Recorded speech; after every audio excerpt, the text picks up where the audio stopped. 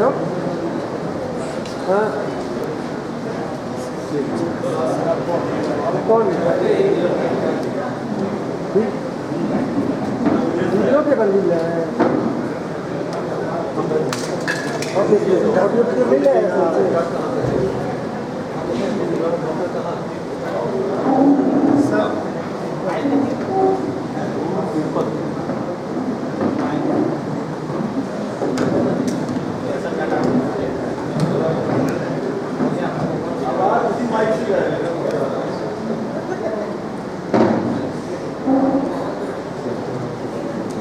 आप सब लोगों का स्वागत है।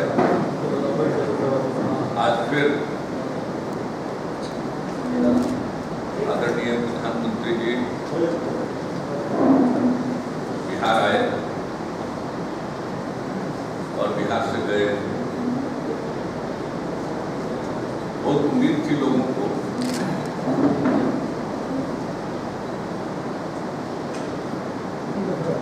लोगों की नजरें टिकी हुई थी, ध्यान लगा हुआ था। प्रधानमंत्री जी तो दूसरी बार आ रहे हैं,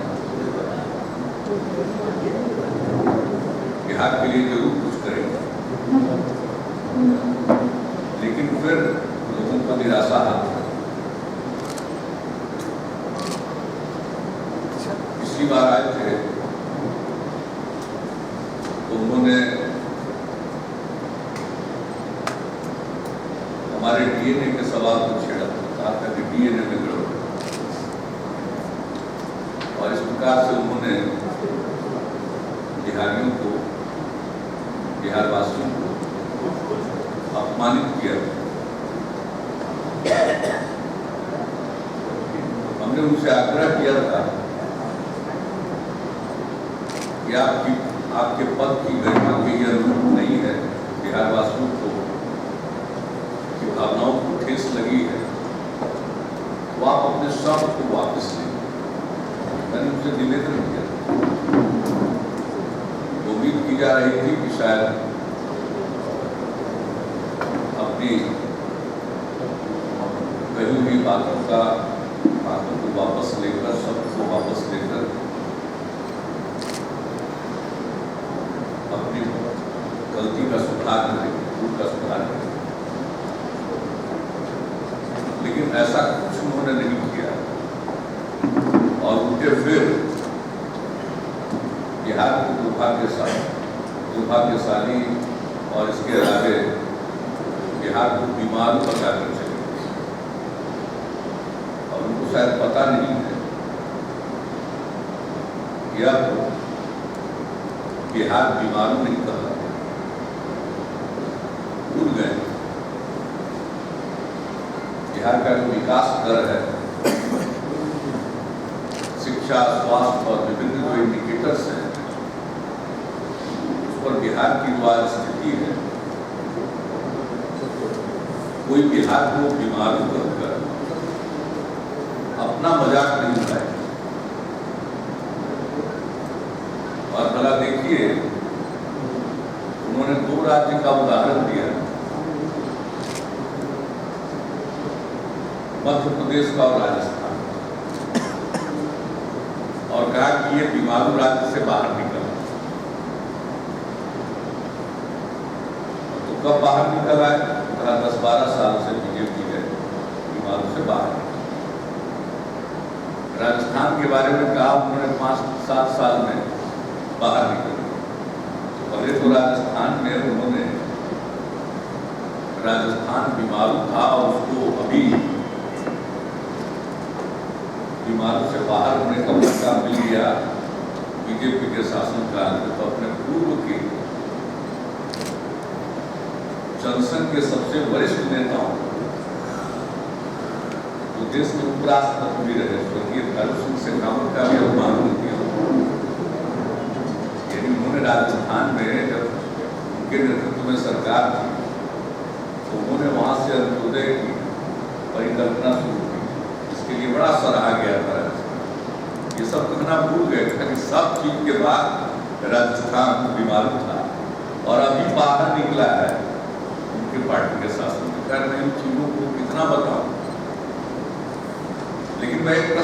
पूछना चाहता हूँ जो उनका दावा है कि पिछले वर्षों में मध्य प्रदेश और राजस्थान बीमारू राज्य से बाहर आ गए और ये साबित करने की कोशिश की कि भाजपा के चलते ऐसा हुआ।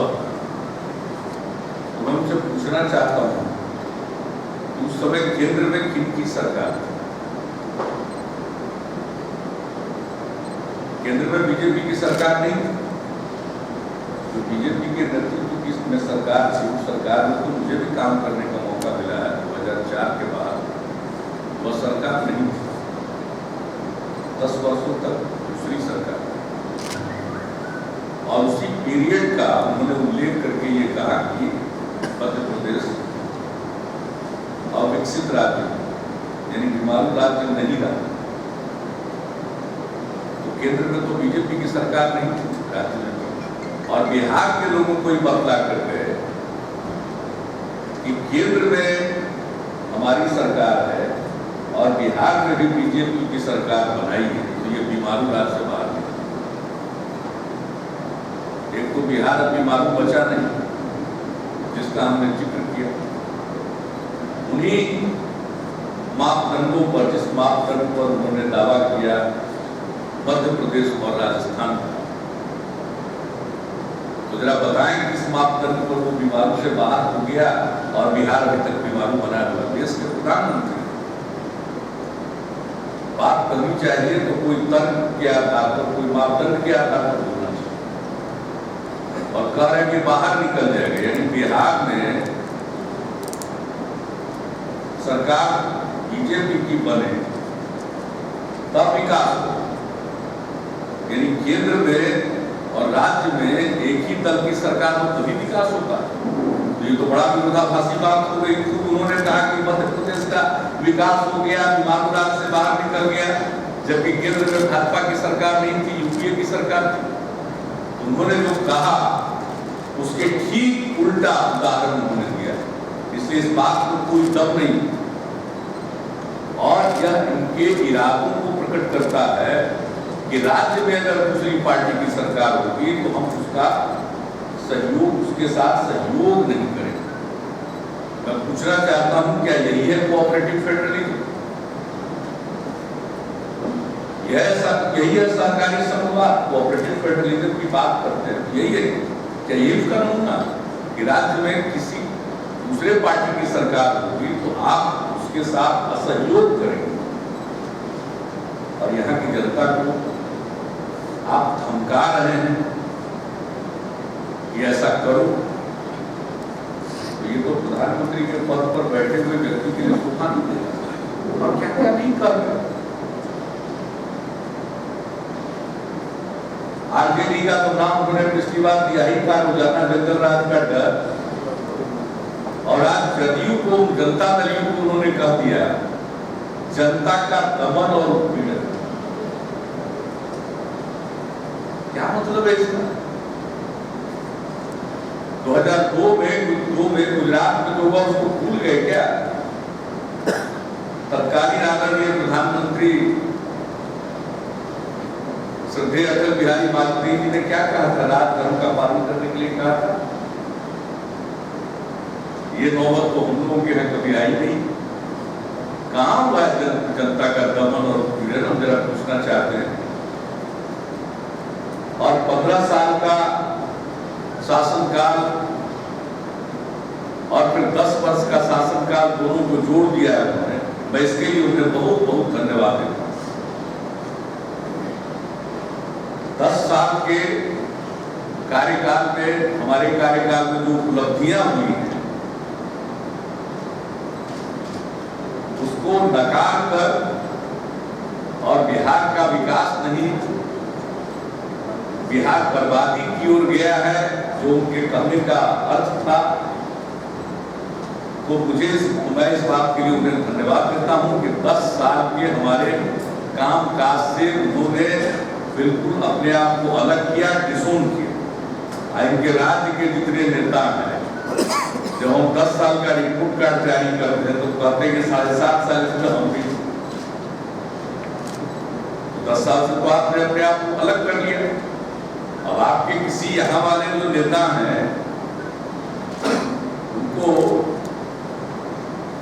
अब उपलब्धियों पर दावा करने का कोई अधिकार नहीं है। इसके लिए मैं उन्हें बिल्कुल धन्यवाद देता हूँ। एक बात उन्होंने कर दी और साफ कि अब 10 साल में जो कुछ भी हुआ इसके लिए बीजेपी का कोई योगदान नहीं है और बीजेपी ने इसको पूरे तौर पर डिसोल्व कर दिया। मैं इसको उन्हें धन्यवाद देता हूँ, क्योंकि अब जो विकास का दर है, जो स्कूल से बाहर बच्चे रहने वाले बच्चों की संख्या जो लगभग अब बहुत कम हो गई, ये हमारे यहाँ जो सरकारी स्वास्थ्य सेवाएं हैं उसमें जो सुधार आया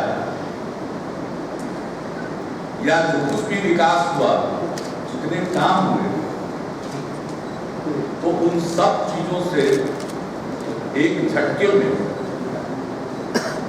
उन्होंने भाजपा को किसी भी प्रकार की साझेदारी करने से रोक दिया। तो यही एक बात उसमें जरूर थी। और क्या बोल करके गया भाई, जेल को सुधार गृह के रूप में अब माना गया। आदरणीय प्रधानमंत्री जी, आप देश के प्रधानमंत्री, जो मान्य चीजें हैं उससे भी अलग अपनी राय रखते हैं। जेलों को सुधार गृह के रूप में संचालित किया जाता है कि लोग जेल जाते हैं उसमें सुधरेंगे और सुधर कर आएंगे। और जो ध्यान दिया जा रहा है जेल के अंदर रहने वालों, और आपको तो मालूम होगा कि जेल में रहने वालों को भी योग सिखाया जाता है, योग से लगाव प्रदर्शित करते हैं। ये सारी चीजें अब जेल के अंदर की जाती है। लेकिन खैर उस जेल के बारे में उनकी अवधारणा है कि जो जेल से निकलता है वो और बुरा बनकर आता है, बुराइयां सीख कर आता है, उसमें और गुण आते हैं। यह कहकर उन्होंने अपनी राय को प्रकट कर दिया और बिहार में यह राय उन्होंने तब प्रकट की जब उनके साथ मंच पर उनके ठीक पहले बोलने वाले उनके पार्टी के अध्यक्ष भी शायद वहां की यात्रा कर रहे हैं। और तब आपने ये बात की, तो फिर अपने घर के बारे में क्या ख्याल है? दूसरों पर तो कटाक्ष आप कर रहे हैं, अपने घर के बारे में क्या ख्याल है? तो ये भी आपने जो किया है ठीक ही किया। आपने बता दिया है कि आपने बीजेपी की जिम्मेवारी वैसे ही व्यक्ति को दी है जिनमें वे गुण भी होंगे जैसा आपके कथनानुसार। हम लोगों का ये विचार नहीं है, ये उन्हीं के विचार के आधार पर हम इस बात को रख रहे हैं। तो आपने सोच समझ कर किया हो, उन्हीं गुणों की जरूरत। और आज हमने तो कहा था कि भाई आपने लोकसभा के चुनाव में अनेक जगहों पर भाषण देते हुए कहा था कि भाई 1 साल के अंदर हम भारतीय राजनीति को डीक्रिमिनलाइज कर देंगे। बात उन्होंने कहा था कि घोषणा करिए कुछ।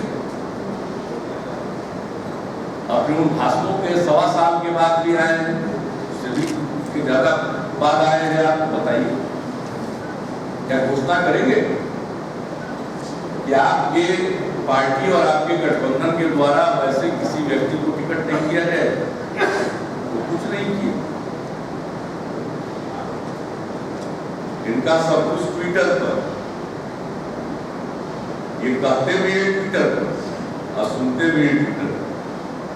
तो हमने महसूस कर लिया है कि ये जो यूनियन ट्विटर गवर्नमेंट है, तब हमने भी निश्चय कर दिया कि हम भी ट्विटर पर जाए, क्योंकि ये तो सुनेंगे नहीं दूसरे की बात। ये कहते ही है लेकिन हम किसी बात से कर रहे हैं, लेकिन कोई वो ध्यान में नहीं ले रहे। हमने ये बातें तुमको आज कही थी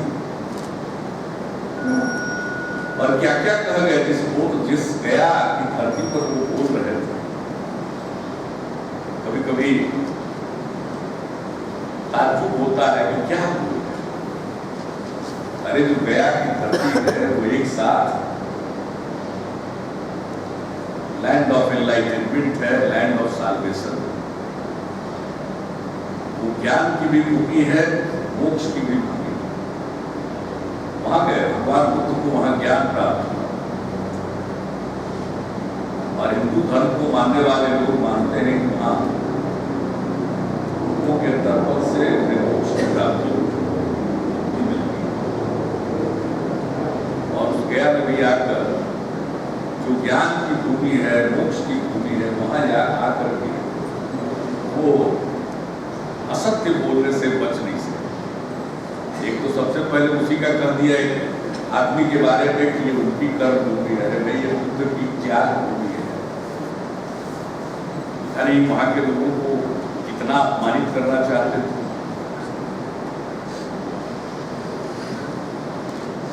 इनकी कर्म भूमि, अरे गया तो इतनी पवित्र भूमि है और इतने लोगों का इतिहास वहां के साथ जुड़ा हुआ। तो खैर, जब आपने कर्म भूमि बताया तो कुछ तो करना चाहिए था गया के लिए। आज ही के दिन ऐलान कर देना चाहिए था। वह बिहार में चुनाव मेरे नेतृत्व में नहीं होगा, बल्कि गया जिनकी कर्म भूमि है, जिनका उन्होंने उल्लेख किया, उन्हीं के नेतृत्व में एनडीए चुनाव लड़ेगी। कुछ तो करके जाते, लेकिन सिर्फ ऊंचे बोल करना कुछ नहीं। अब बोल भी कहां ऊंचे,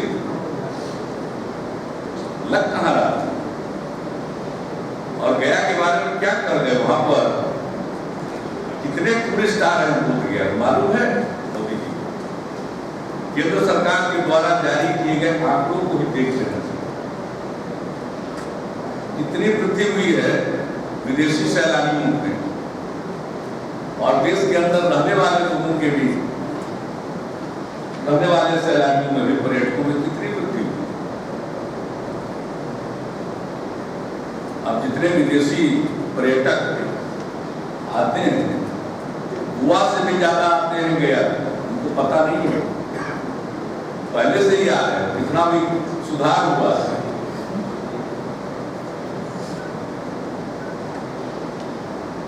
और अब तो पितृपक्ष के मेले में आने वालों की संख्या में बहुत ज्यादा बढ़ गई।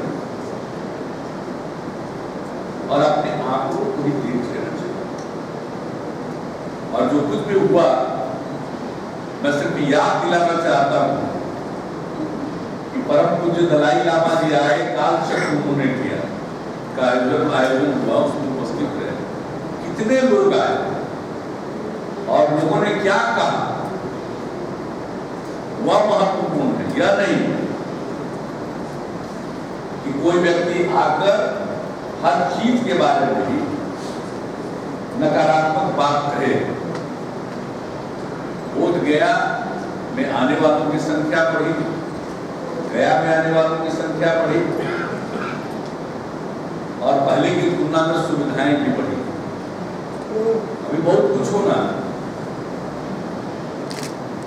और आप हम कह रहे हैं कि दिल्ली में भी हमारे वर्जी की सरकार बनाई है और क्या नहीं कह गए कि दिल्ली से गंगा चलती है और विकास की गंगा, और ये उल्टा उल्टा लेकर यहाँ वाले चलते हैं। भाई हम लोगों के यहाँ तो प्रचलन है, लोक आस्था का महापर्व छठ होता है तो लोटा उलट करके ही अर्थ किया जाता है। तो उनका लोटा का सिर्फ अर्थ पड़ता ही है, दूध से जल से अर्थ किया जाता है उनके लोटे से। और दूसरी बात आज फिर क्या हुआ हम लोगों को कि गंगा दिल्ली से चलती है। दिल्ली से तो कोई गंगा चलती नहीं। गंगा मैया में हम लोग यहाँ लोग छठ करते हैं, कितने लोग अर्थ देते हैं, सबको मालूम। और ये कहते हैं उल्टा लोटा लिए हुए। हम तो गए दिल्ली भी, आदरणीय प्रधानमंत्री से मिले, सर्वदलीय बैठक के बाद जो ज्ञापन तैयार हुआ, भले ही उनके पार्टी के लोग भाग गए, नहीं आए, उनकी आदत है, और वह समर्पित किया। माननीय केंद्रीय वित्त मंत्री जी से दो बार मिले, सारी बात को कही और बार बार आंकड़ों के आधार पर कहा कि 14वें वित्त आयोग की सिफारिशों के बाद आनुपातिक रूप से बिहार को लगभग 50,000 करोड़ रुपए का घाटा होगा 5 साल। और बिहार को जो 12वीं पंचवर्षीय योजना में पहले से कमिटमेंट है केंद्र का, विशेष सहायता का, झारखंड के गठन होने के कारण जो विशेष सहायता मिल रही है, तो वो राशि 9,000 करोड़ रुपया अब तक मिली नहीं है, और पैसा भी नहीं दे रहे। नीति आयोग ने उसकी भी सिफारिश कर दी है, लेकिन वो अभी नहीं मिल रहा। पता नहीं किस पैकेजिंग का इंतजार हम लोगों को करना पड़ेगा। विशेष राज्य का दर्जा तो खुद बोले थे, अब संसद में उससे मुकर गई उनकी सरकार। क्या पैकेज देंगे? हमारा स्पेशल असिस्टेंट जो मिल रहा है उसको रोके उन्होंने और कह रहे हैं कि हम लोग उल्टा पुल्टा रखेंगे। कहाँ है? हम तो सीधे जाके आपके दरबार पर, और नीति आयोग की बैठक में गए, अनेक मुख्यमंत्रियों ने बहिष्कार किया, लेकिन हम गए और सारा शिष्टाचार, सारी मर्यादा का हम लोगों ने पालन किया। पिछली बार मुजफ्फरपुर में आपके भाषण हुए, उसके बाद भी हम विदा करने तक गए, सब कुछ के कहाँ उल्टा लोटा बात देने के लिए उल्टा लोटा की जरूरत होती है। तो इस प्रकार से जो कुछ भी उन्होंने प्रकट किया है, ये पूरे तौर पर जो फेडरल स्ट्रक्चर है और उसकी जो मूल भावना है, उसकी प्रतिकूल टिप्पणियां और ये प्रतिकूल विचार, इससे कोऑपरेटिव फेडरलिज्म की बात करना लोगों के साथ विश्वासघात करने के समान, क्योंकि आपने जो कुछ कहा उसको कर नहीं रहे हैं, बोलते हैं करते नहीं हैं। बोलने से विकास सिद्ध नहीं होगा, उसके अनुरूप करना पड़ेगा। अगर कोऑपरेटिव फेडरलिज्म है तो उदाहरण दीजिए, कौन सा कोऑपरेटिव फेडरलिज्म? अभी तो देश में चर्चा हो रही है कि नागा समझौता हुआ, जो संबंधित राज्य है उनको भी विश्वास में नहीं है, उनको बातचीत नहीं, उनके साथ बातचीत नहीं हुई। खैर मैं उन प्रश्नों में नहीं जाना चाहता हूं। मैं तो बिहार में और बिहार के प्रश्नों पर अपने आप को केंद्रित रखना चाहता हूं। वो आए और फिर कुछ न कुछ बोल कर गए, बिहार को निराश करके गए, कभी डीएनए पर बोल कर गए, आज बिहार को बीमारू बता दिया उन्होंने, जबकि स्वस्थ है बिहार के बिना, बिहारियों के बिना किसी का काम नहीं चलता। इस बिहार के विकास में सहयोग देना चाहिए और जिस प्रकार की बातें कही गई है वो शोभा नहीं। और मैं उनको कहता हूं कि यह देश के इतने बड़े नेता के मुंह से शोभा नहीं देता है। आरजेडी को रोजाना जंगल राज का डर कहना और जनता दल को जनता का दमन और उत्पीड़न बनाना, आप साबित करिए, साक्ष्य दीजिए। एक उदाहरण दे दिया कि हमारे अपने पार्टी के वर्कर की हत्या के बारे में मालूम नहीं है। हत्या तो इरादतन होती है, कोई ना कोई मोटिव होता है, लेकिन हत्यारों को पकड़ने के लिए पटना पुलिस ने जिस तत्परता से काम किया, बोध गया कि ब्लास्ट की बात कही एनआईए के पास था, उद्भेदन नहीं कर पाई।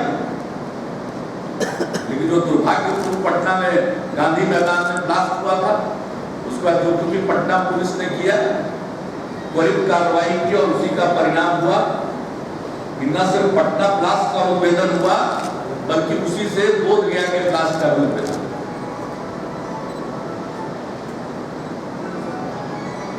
और आप इन बातों को लेकर बिहार के ऊपर और बिहार में काम कर रही सरकार के ऊपर आक्षेप लगाते हैं। आज जिनकी कर्म भूमि बना रहे थे, उनको हम ही बनाए थे। अब बनाने के बाद जो बात बीजेपी के लोग बोले हैं, उस सब को साया जारी कर दिया है। क्या क्या बोले हुए, क्या क्या बोले हुए हैं 9 महीने के दौरान,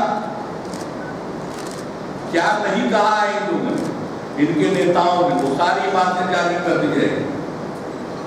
तैयार रहिएगा। जो भी कोई बात करता है वो बात रह जाती है, मुंह से निकला हुआ शब्द लोगों के जेहन में पड़ा रह जाता है। और अब तो जिस प्रकार की दुनिया है, इसमें जो कुछ भी आप बोल रहे हैं एक एक चीज रिकॉर्डेड है, बचकर कहाँ जाइए। हमने तो दिखा दिया, फिर बिजली का छेड़ रहे, क्योंकि मैंने चुनाव में कहा आदरणीय प्रधानमंत्री जी जरा एक साक्ष्य दीजिए कि मैंने चुनाव में कहा। मैंने पहले भी सुना दिया था, फिर सुनाइए जरा मेरा बिजली वाला। मैंने 15 अगस्त 2012 को पटना के गांधी मैदान स्वाधीनता दिवस के अवसर पर झंडोत्तोलन के बाद क्या कहा वही कहा। और मैंने तो कहा कि इसके अलावा जो कहा है ना सामने लाइए, कोई प्रमाण दीजिए, है कोई प्रमाण, है कोई फुटेज, कोई ऑडियो, कोई विजुअल, कोई ऑडियो विजुअल, कुछ भी आप प्रस्तुत करिए। आपने कहा, मैंने कब कहा?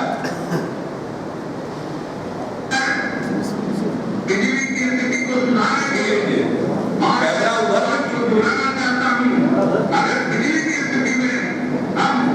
सुधार नहीं लिया जाएंगे तो 2015 के चुनाव में मैं वोट मांगने के लिए लोगों के बीच में नहीं जाऊंगा। मैंने यही कहा। और आज वाला भी क्या इसके आगे क्या सुना? तो यही हमने कहा था, पिछली बार भी हमने प्रेस कॉन्फ्रेंस करके सुना दिया था और फिर हम सुना रहे हैं। इसके अलावा है बीजेपी के पास किसी के पास नहीं, और इस काम में हम लगे हुए हैं। हमने अपने वचन को पूरा करने के लिए सारा प्रयत्न कर रहे हैं और बिजली की स्थिति में सुधार है। झारखंड का उदाहरण दे रहे थे प्रधानमंत्री जी, झारखंड बिहार से ही अलग हुआ। सारे फंक्शनल जनरेशन यूनिट झारखंड में चले गए। बिहार में रह गया था बंद बरौनी का और घाटी का यूनिट। सारे कार्यरत उत्पादनरत यूनिटें, सारी यूनिटें गई झारखंड में। जो अविभाजित बिहार था उसके सारे कल कारखाने वहां गए। वह राज्य अलग हुआ। जब राज्य अलग हुआ तो उसकी आर्थिक स्थिति अच्छी थी, बिहार की आर्थिक स्थिति बुरी थी। यहाँ तो कोई सेवाओं में भी बहुत लोग रहना नहीं चाहते और बहुत लोगों ने बिहार को ऑप्ट किया। और आज बिहार कहाँ गया पता है? ये मालूम नहीं है। आप तुलना करते हैं। आपने एक उदाहरण दे दिया इंजीनियरिंग का। अरे प्रधानमंत्री जी इतना तो जानते हैं कि हम इंजीनियरिंग पढ़े, तो उसके बारे में थोड़ी बहुत समझ है अपनी। सबसे तो तुलना करती है प्रधानमंत्री, गुजरात से कहेंगे तुलना। पूरे देश को तो आपने गुजरात मॉडल पर भ्रमित किया। तो जो पंजाब की तुलना की, इसमें आपका क्या योगदान है? उड़ीसा से तुलना की क्या योगदान है? कहीं से तुलना कर रहे थे, वहां तो कोई योगदान है नहीं।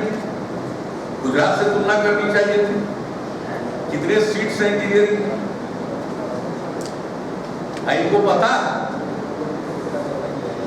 IIT से कितने लड़के निकाल दिए गए? और इनको पता है कि देश भर में इंजीनियरिंग की कितनी सीटें खाली रह गई? खुद ही बताना चाहिए। एक उदाहरण देकर इंजीनियरिंग की सीट पर ही, अरे आदरणीय प्रधानमंत्री जी यह बताना चाहिए था कि पिछले 15 महीने में कितने इंजीनियर को आपने रोजगार दिया केंद्र सरकार की तरफ से, ये बताना चाहिए था। इंजीनियरिंग की सीट तो खूब बोल रहे हैं, लेकिन यह भी बताना चाहिए कि पूरे देश में इंजीनियरिंग की सीट कितनी खाली रह गई या रह जाती है। और दूसरी तरफ कितने इंजीनियर को रोजगार दिए, ये बताना चाहिए ना कि कुछ को और रोजगार दिया। कहे तो थे कि लोगों को रोजगार मिलेगा और रोजगार पाने की लालसा में और लोगों को लगा कि ऐसा काम ये लोग करेंगे, लोगों ने वोट दिया। अब आज जो सब परेशान है, किसानों को उम्मीद थी कि जो आपने घोषणा की थी लागत पर 50% मुनाफा जोड़कर न्यूनतम समर्थन मूल्य की घोषणा होगी, क्या हो गया न्यूनतम समर्थन मूल्य का? आपने जो वादा किया था कि काला धन आएगा, हर गरीब आदमी को, हर गरीब को मुफ्त में 15 से 20 लाख रुपए यूं ही मिल जाएंगे, क्या हुआ उसका? और आपके राष्ट्रीय अध्यक्ष जी ने तो कह दिया कि जुमला है। तो अब भाजपा को तो लोग भारतीय जुमला पार्टी ही बोलते हैं। तो अभी जो आ रहे हैं, आप बार बार इन दिनों बिहार में आपके आने की फ्रीक्वेंसी उतनी ही है, या आपकी कृपा है, जितनी विदेश जाने की फ्रीक्वेंसी है उतनी आजकल बिहार आने की फ्रीक्वेंसी हो गई। ये तो इस समय हम लोग सौभाग्यशाली है इसलिए कि चुनाव का दिन है, इसलिए आप बार बार आ रहे हैं। लेकिन आकर के जिस भाषा का प्रयोग कर रहे हैं, रोजाना जंगल राज का डर, जनता का दमन और पीड़न, तो आपको यही लगता है कि भाजपा के बारे में बहुत ही डिग्निफाइड ढंग से हम लोग भारतीय जुमला पार्टी कर देते हैं। अब उससे काम नहीं चलने वाला। अब तो बीजेपी का मतलब सचमुच एक हमने देखा है, होर्डिंग लगा हुआ कहीं, बीजेपी का मतलब है बी से बढ़कर, जे से झूठा और पी से पार्टी। यानी बीजेपी का मतलब बड़का झूठा पार्टी। अब तो यही कहा जाएगा बीजेपी को, और कोई उपाय बचा नहीं। हम लोग तो शराफत में बोल रहे थे भारतीय जुमला पार्टी, लेकिन आप जिस पिच पर ले जा रहे हैं, पूरे डिस्कोर्स को, जो बातचीत हो रही है चुनाव में, उसको जिस जगह पर आप ले जा रहे हैं, उसके हिसाब से, उस व्याकरण के हिसाब से, वो आपकी पार्टी बीजेपी का नाम बड़का झूठा पार्टी छोड़कर अभी तो कुछ दूसरा नहीं सुन रहा। अब आगे देखेंगे कि आप और क्या क्या करते हैं, तो इसके बाद और ज्यादा कहा जाएगा। आइए, जितनी बार ये सब बात करिएगा उतनी बार हम लोग भी बताएंगे आपके बारे में। मैं एक ही निवेदन करूंगा, एक स्तर को बनाए रखना चाहिए। आना ठीक है, बीजेपी आपकी है और अब तो सिर्फ आपकी। अब न ये अडवाणी जी की है, न जोशी जी की, न यशवंत सिन्हा जी की है, न जसवंत सिंह जी की। ये तो अब किसी की है नहीं, ये तो अब सिर्फ आपकी। और बचा कुचा तो अमित शाह जी की, जिनको आपने जानबूझ कर रखा, और आज जो उन्होंने जो नए नए गुण सीख लिए हैं, इसलिए आपने उनको जो प्रतिष्ठित किया, आप भी क्या करना अनुसार हम खुद नहीं मानते, हम तो जेल को सुधार कर नहीं मानते, लेकिन आप ही के मुताबिक। तो वहां से रिटर्न होने के बाद आपने उनको समझा कि अब ये इस लायक हो गए, वहां तक पहुंचा, तो आपकी पार्टी है। और क्या कहा बिहार, कहा कि आप एक कदम चलिए, हम सवा कदम चलेंगे। भाई एक कदम चलिए, हम 2 कदम चले तो हम तो सुने, इस सवा कदम वाली बात हम नहीं सुने। एक कदम के बाद जो सवा होगा वो कैसा कदम होगा, बिहार की जनता भी समझ रही है। कहते एक कदम चलिए तो हम 2 कदम चलेंगे, तो बात समझ में आता है। यानी कहने में भी कंजूस, आप सवा कदम ही चलने को तैयार, सवा कदम को मेजर कैसे किए, सवा कदम उठाए कैसे जाए। ये उसी का उदाहरण है कि 15 महीना से बिहार के लोग बात बोल रहे हैं, क्या विशेष राज्य का दर्जा दीजिएगा। 15 महीने से लोग बात बोल रहे हैं कि आप विशेष सहायता दीजिएगा। 15 महीने से लोग देख रहे हैं, इंतजार कर रहे हैं कि आप विशेष ध्यान दीजिएगा, एक ध्यान, एक कदम पर सवा कदम। पता नहीं क्या क्या बोलकर चले गए, कुछ नहीं बोले, जो भी बोले इसी तरह की बात बोले। अरे कुछ तो बोलिए। और मैं फिर कहता हूं, डीएनए वाला शब्द उन्होंने वापस नहीं लिया और उन्होंने बिहार के स्वाभिमान को ठेस पहुंचाई, बिहार के स्वाभिमान पर हमला किया। हम तो उम्मीद करते थे कि शब्द वापस ले लेंगे, बड़प्पन दिखाएंगे, लेकिन ऐसा उन्होंने कुछ नहीं किया। तो लोग साथ नहीं रहेंगे, मैं उनको बता देना चाहता हूं। और जब आइए तब लोगों को, बिहार को, बिहारियों को आप खरीदे और लोगों को धमकाइए कि वोट हमको दो, तभी विकास होगा। यह तार्किक बात, संघवाद के खिलाफ, उसकी भावना के प्रतिकूल सारी बात करना, यह एक स्तरीय बात नहीं है। और देश की राजनीति के को स्तरीय बनाए रखना चाहिए। मैं तो यही आग्रह करूंगा। और आज के भाषण ने फिर बिहार वासियों को निराश किया। जितनी घोषणाएं आपने की लोकसभा के चुनाव में, उस पर अमल नहीं किया। बिहार में आप उसी प्रकार की बात कर रहे हैं और 15 महीने का ट्रैक रिकॉर्ड आपका ऐसा है जिससे किसी को कोई भरोसा नहीं पैदा होगा। यह उन्हें समझ लेना चाहिए। सब आदमी देखेगा 15 साल 10 साल, लेकिन 15 महीना में क्या हुआ ये भी तो बताइए। अपना भी तो कोई देखा तो बता दीजिए। जितने दिन के लिए आपको मैंडेट मिला है उसका 1/4 बीत गया।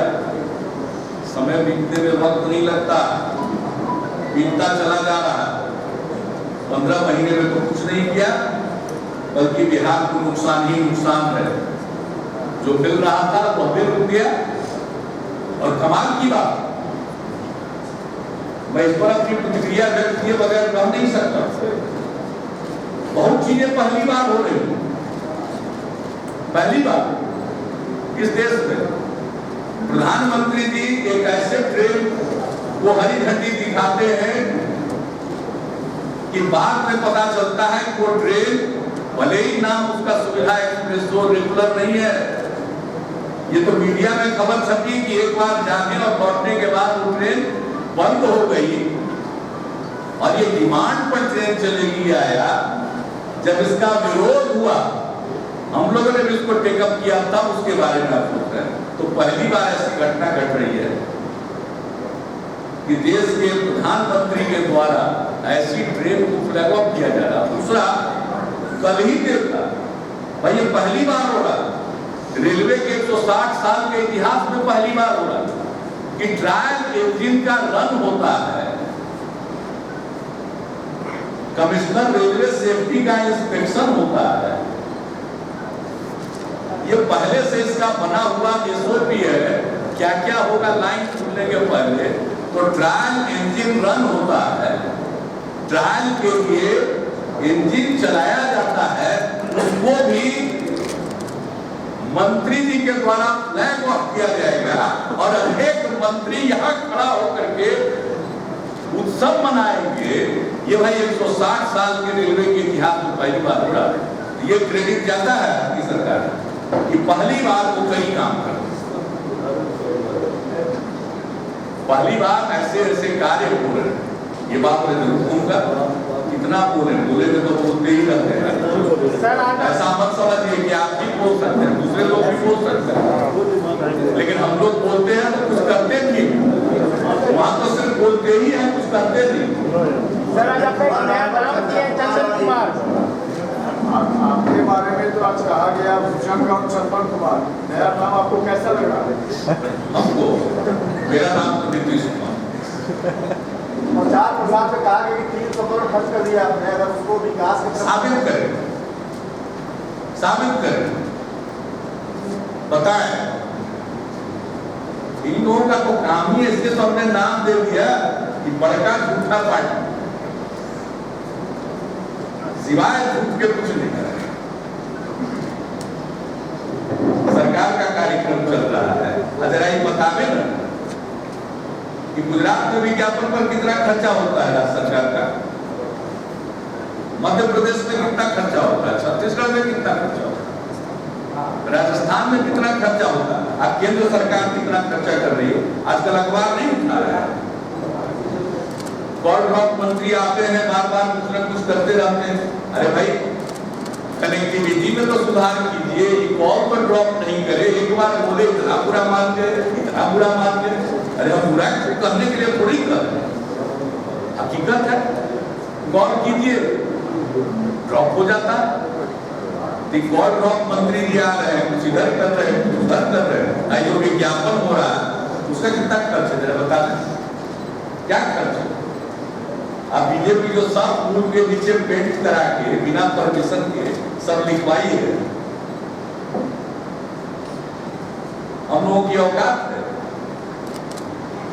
ये सब कुछ जो हो रहा है हम देख नहीं रहे, इसलिए इन लोगों की आदत है खूब जोर जोर से बोलना, बड़बोलापन करना, झूठ का सहारा लेना।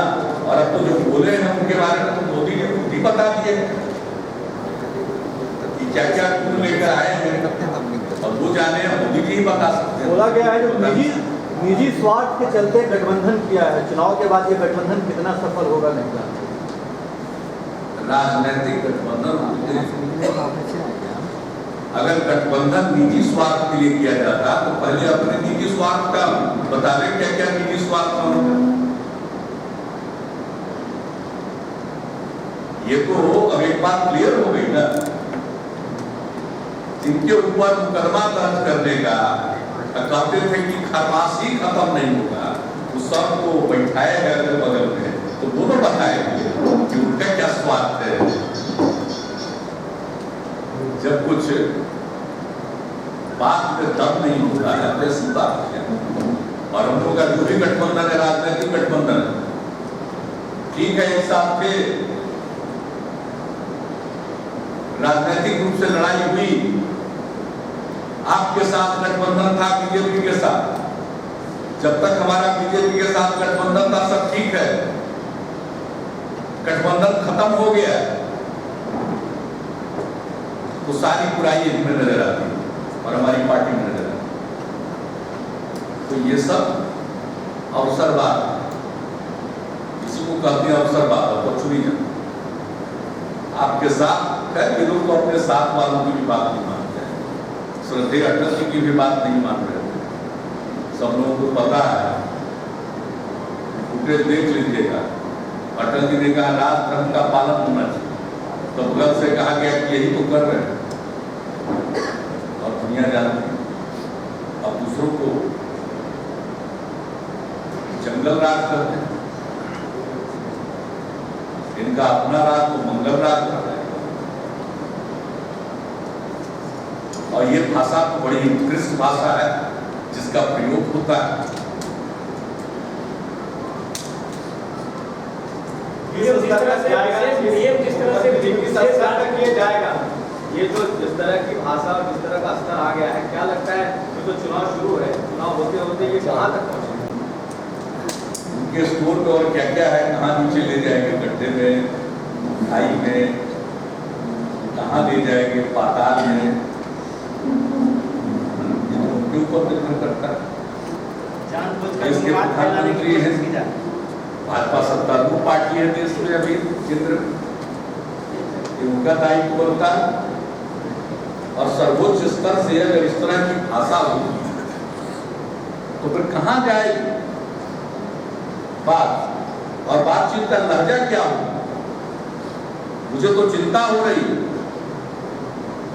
दरअसल देश के आजादी की लड़ाई में बीजेपी की जो विचारधारा है, इनके जो जनक हैं उनमें से किन्हीं का कोई योगदान नहीं था देश की आजादी की लड़ाई में।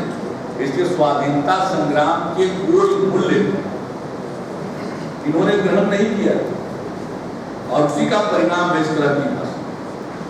पार्टी के पक्ष में प्रचार करते रहे सारे नेता, लेकिन इस तरह की भाषा का प्रयोग पहले नहीं हुआ करता। भाषा के स्टाइल के स्तर को अगर इस तरह से लोग नीचे ले जाएंगे तो जवाब दिए हुए हैं वही होंगे। दावा बड़ा है कि गया में दावा मतलब है कि यहाँ पे बहुत बड़ी भीड़ थी, वो दावा अरे बात हम लोग देखे हम लोग बात करिए। पर आपने आज एक गांधी मैदान गया कि खुद की कितनी क्षमता है ये हम लोग को जानते हैं, सब लोग जानते हैं। और उसमें भी उसको घेर घार करके अच्छा करके शेड बना करके उसमें मीटिंग सबको पता है। और आप लोग अपना फुटेज दिखाते हैं, भाजपा के स्वजन से ना फुटेज दिखाते हैं, लेना चाहिए अपना फुटेज दिखाइएगा तब ना पता चले। भीड़ थी, कितनी भीड़ थी, यहाँ तो फुटेज भी दिया जाता, सब कुछ तो गाइडेड है, विशेष चीज तो गाइडेड है। सर आपने आज एक ट्वीट किया है जो अपराधियों को टिकट नहीं देगा। मैंने पहले कह दिया, खुद ही बता दिया आपको अपने संबोधन में ही मैंने उस बात का जिक्र किया, उसका एक उल्लेख नहीं किया।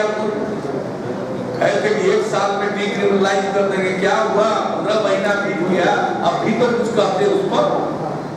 लेकिन इन बातों से उनका क्या लेना है? आपके महागठबंधन पर यह भी आरोप उन्होंने लगाया कि चुनाव बाद आप लोग जहर उगलेंगे, जहर पीने वाले जहर उगलेंगे। हम लोग तो जहर की दवा, जहर तो वो लोग जो समाज को बांटते हैं धर्म और जाति के नाम। आपने देखा जिनको उन्होंने राज्यपाल के पद पर मनोनीत किया उनकी भी जात बता रहे हैं, जात बता रहे हैं। आप जरा बताइए कि इंसान को बनाते हैं कि इंसान के जात को बनाते हैं? राज्यपाल की, मुख्यमंत्री की, प्रधानमंत्री की जातीय पहचान नहीं होती है। यही काम करने की कोशिश हुई थी श्री बूटा सिंह के मामले में, और यही रामविलास पासवान जी कहते थे उनको कि दलित गवर्नर। तो हमने लोकसभा के डिबेट में सारी बात रखी थी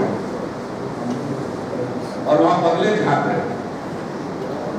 गवर्नर गवर्नर होते हैं, न वो दलित होते हैं न ब्राह्मण होते हैं, न क्षत्रिय होते हैं न पिछड़े होते हैं।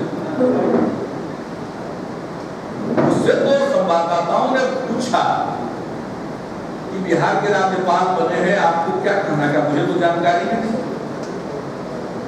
जब मैंने पूरी खबर देखी टेलीविजन पर तब हम जाने, तो बाद में फिर पूछा तो कहा कि भाई हमें तो कुछ सूचना नहीं दी गई।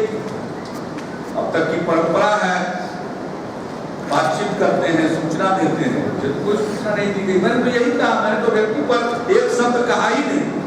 और देखिए व्यक्ति के साथ लिंक कर बता कि कौन है जहर? जहर है कौन? इसी को कहते हैं जहर। हम कह रहे हैं फेडरल ढांचे के कारण सरकारिया कमीशन ने क्या कहा, और एक परंपरा बन गई थी कि राज्यपाल का जब उन्होंने होता था तो केंद्र के गृह मंत्री राज्य के मुख्यमंत्री से बात कर लेते थे, बता देते थे। वह भी नहीं हुआ। मैंने तो सिर्फ इस बात का उल्लेख किया, मैंने किनको बनाया, कौन व्यक्ति को बनाया, उस पर तो कोई बात ही मैंने नहीं की। लेकिन कब क्या है जरा बताइए? जहर इसी को कहते हैं, जहर। यही है जहर। ये तो जहर उगल रहे हैं। जनता है कि सब जानती है, देख रही है कौन जहर उगल रहा है। जहर तो ये अभी उगल रहा है। मुख्यमंत्री हम तो जहर की दवा है, एंटीडोज है, एंटीडोज। मुख्यमंत्री जी आपने कहा कि आप हम लोग तो एंटीवेनम है। ये जितना जहर फैलाएंगे, इसी जहर को काट करने के लिए ही हम लोग एक साथ आए। साहब वो किसी जहर का दवा करने के लिए आए हैं। वो किस तरह का एंटीडोट है? आप किसी तरह का एंटीडोट है, बहुत सारा वैरायटी है, मामा है, रेक्टन स्नेक है, बहुत तरह का चीज। मैं जो भी जहरीला है मास्टर